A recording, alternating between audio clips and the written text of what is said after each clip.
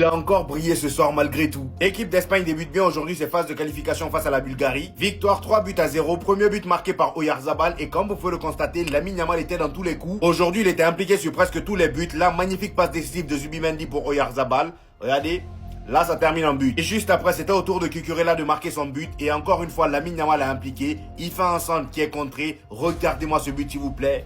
Regardez-moi cette allumette. Et pour terminer le troisième but, celui marqué par Mikel Merino, devinez qui est le passeur décisif? Lamine Yamal. Voilà, il était sur tous les bons coups. Malgré les rumeurs qui disent qu'Ousmane Dembélé aurait été informé par rapport au Ballon d'Or, le gars aujourd'hui il a fait une belle prestation. Il n'avait pas l'air perturbé du tout. Et c'est là moi je me dis, et si c'était faux? Imaginez un peu le 22 septembre, on voit cette image. La clim monumentale que ça serait. Et le début du match aujourd'hui, on voyait le gars souriant, tout allait bien. Et d'ailleurs, dites-vous que là désormais avec l'équipe d'Espagne, en 22 matchs, le gars est là à 6 buts et 9 passes décisives. 6 buts et 9 passes décisives en 22 matchs.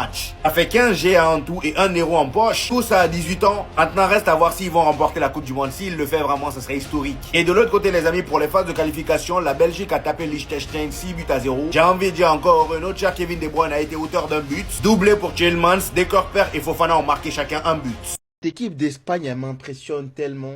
C'est tellement le grand favori pour remporter la prochaine Coupe du Monde. Elle est cohérente à tous les postes. Franchement, déjà je vais commencer par Eusen. Franchement, le Real Madrid, vous avez eu le flair sur ce joueur-là. Défensivement, même sur des phases où la Bulgarie, voilà, ils étaient hors jeu, ils revenaient récupérer le ballon. Il laisse rien. Lamine, il fait un très bon match aujourd'hui. Il n'a pas marqué, mais voilà, il a impliqué sur tous les buts. Il prend sa passe décisive aussi. Donc, c'est un match cohérent. Correa, franchement, quel joueur. Quel joueur. Vous savez, je suis un grand fan de Baldé, mais au poste de latéral gauche en Espagne, il est injouable, il est intenable. Il est tellement fort. Aujourd'hui, il met un bon but. Il met un bon bombasso en dehors de la surface. Il met une petite mina subtile. Franchement, il n'hésite pas à se projeter vers l'avant. Défensivement, il est bon, il est intelligent dans le placement. C'est un petit vicieux. Tout ce qu'il faut pour gagner la compétition européenne. Rien à dire. Cette équipe, elle fait peur à tous les postes. Maintenant, en défense, on aura potentiellement un Koubarsi, Eusen pour la Coupe du Monde. Au milieu, Pedri, Fabien Ruiz, Rodri. Devant, Nico, Lamine Yamal, Oyarzabal qui fait vraiment du bon travail là-bas. L'Espagne, c'est méchant, les gars. C'est très méchant.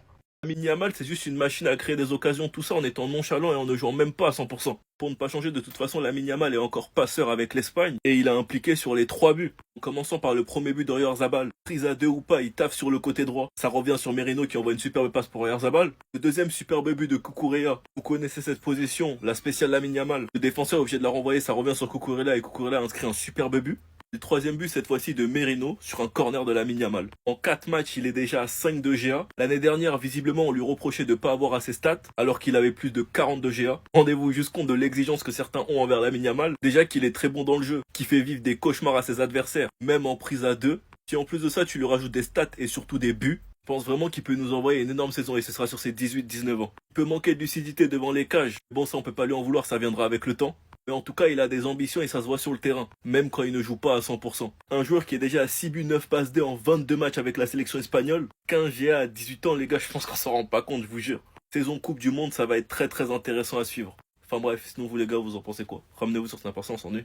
C'est un cauchemar pour Lamine Yamal tout ce qui est en train de se passer. Commençons déjà par cette histoire de Ballon d'Or, c'est le plus soft. Je pense qu'il y en a beaucoup d'entre vous qui ont vu le post d'Ousmane Dembélé hier nuit. En story, il a publié une photo de lui à ses débuts à Rennes. Et sur la story, il a écrit: j'ai pas attendu que les choses viennent jusqu'à moi pour voir mes rêves se réaliser. Avec le son formidable de Chacola en fond, juste ça a suffi pour faire exploser les réseaux sociaux. Parce que comme d'habitude les amis, avant chaque cérémonie du Ballon d'Or, le gagnant est averti plusieurs semaines avant. Et pour ceux qui seraient pas au courant, les votes pour le Ballon d'Or 2025 sont terminés. Donc c'est très probable qu'Ousmane Dembélé ait déjà été mis au courant. Vous allez voir que même Lamine Yamal le confirme. Il y a quelques jours avec la sélection espagnole, il a été interviewé par rapport au Ballon d'Or. Et vous savez très bien que Lamine Yamal, depuis que le Barça fait sa propagande, à chaque fois qu'il a l'occasion de parler du Ballon d'Or, il se met en avant. Pas forcément en parlant de lui, mais il fait comprendre qu'il le mérite. Sa dernière fois par exemple, avant le match face à l'équipe de France, c'est-à-dire face à Ousmane Dembélé, son concurrent direct, il avait dit qu'en gros si les gens veulent que le Ballon d'Or se joue sur ce match-là, allons-y, il était prêt. Sauf que là, il y a quelques jours, lors de son interview, son discours a totalement changé. Il est devenu humble. Voici ce qu'il dit par rapport au Ballon d'Or. Il dit: le Ballon d'Or, je pense que tous les joueurs en rêvent.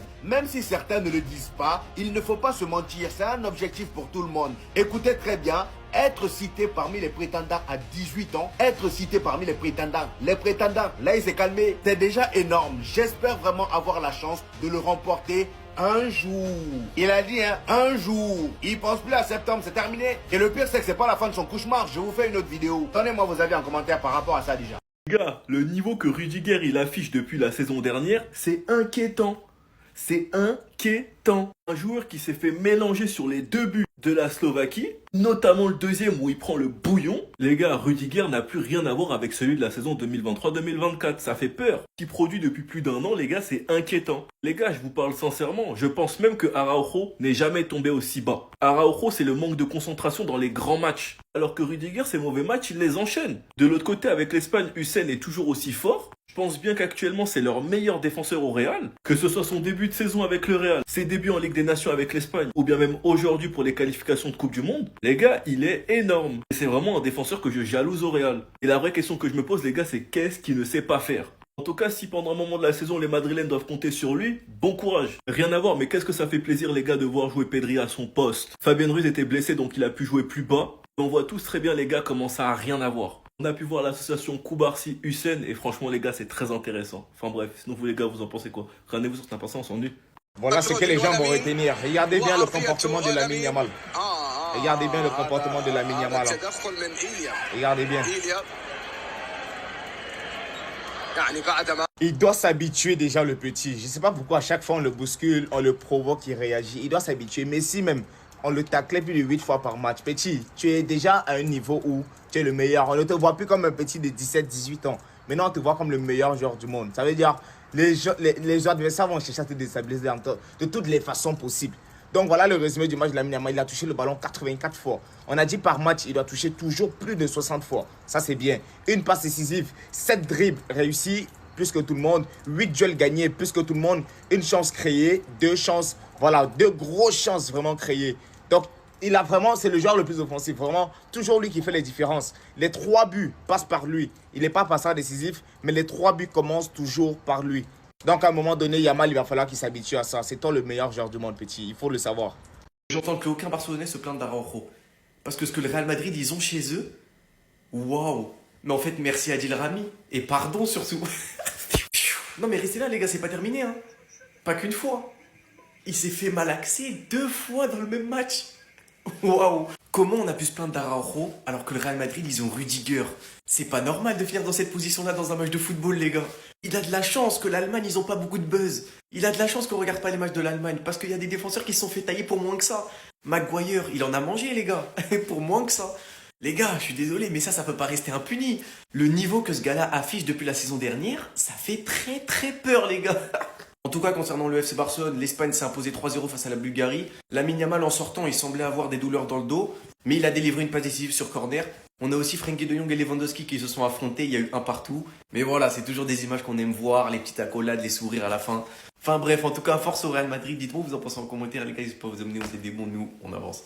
2007, le plus attendu côté Barcelone, Marc Bernal. Pour seulement quelques matchs en Liga, il nous a marqué. Et on attend juste une chose, son retour. La page officielle qui publie son entraînement, Marc Bernal s'entraîne vraiment dur pour revenir le plus vite possible. On sait qu'il commence énormément à s'impatienter et qu'il voulait faire son retour face à Com, mais Flick a expliqué qu'il le voulait pour 15 ans et non pas pour un match amical. Le monstre physique de 1m93, il a 18 piges. Je sais pas si vous vous rendez compte, 18 piges, 1m93. Il s'est malheureusement fait les croiser à 17 piges. Mais il est bel et bien de retour. L'un des 2007 les plus attendus, jamais 203. Après Yamal, après Koubarsi, Marc Bernal, qui a d'ailleurs pris le numéro 22, qui s'est fait inscrire en équipe première et non pas en équipe athlétique. Regardez juste comment Flick parlait de lui durant la saison dernière. Hier, j'ai regardé une vidéo d'eux en train de jouer 11 ans ensemble, c'est incroyable, c'est génial de les avoir. En parlant de Bernal, Koubarsi et Yamal. Avec son retour au milieu de terrain, franchement, on aura du choix. Gavi, Pedri, Fermin, Casado, Olmo, De Jong et Marc Bernal. Et moi, dans un coin de ma tête, je rêverais de voir jouer ensemble Bernal, Pedri, De Jong. Enfin bref, sinon vous les gars, vous en pensez quoi? Ramenez-vous sur Snap, on s'ennuie.